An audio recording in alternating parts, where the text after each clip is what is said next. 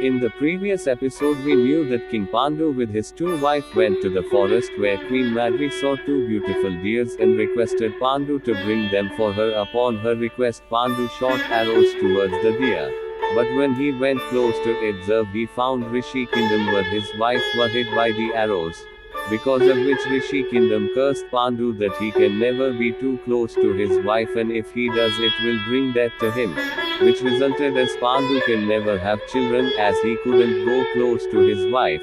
But Kunti came with a solution as her immense devotion towards Maharishi Durvasa earned her a boon which granted her ability to give birth to incarnation of gods as her child according to her will. So this way Pandav were born as Yudhishthir was incarnation of Yama, Bhim was incarnation of Pavan Dev, Arjun was incarnation of Indra Dev. Seeing this, Madri requested Kunti to incarnate children for her too, which resulted into the birth of Nakul and Sahadev, who incarnation of Ashwini gods. Once King Pandu was meditating on the bank of a river, and at that time Queen Madri was returning from the river after a bath. Seeing this, Pandu couldn't stop himself and hugged Madri. Due to the curse from Rishi Kingdom, Pandu died because of going close to his wife, and this incident leads to the death of Madri as she blamed herself for the death of Pandu and took her own life.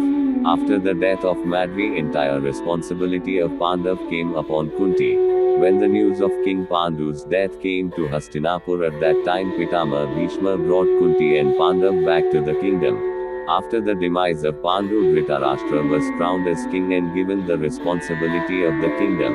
At the time of Pandav's birth, Gandhari also had 100 Kaurava sons and a daughter.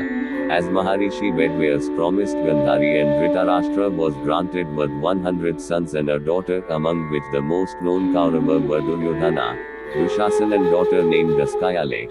In spite of all, Dhritarashtra had an affair with a servant from which a son was born named Yuyusu, who fought by the side of Pandav in the Mahabharat war.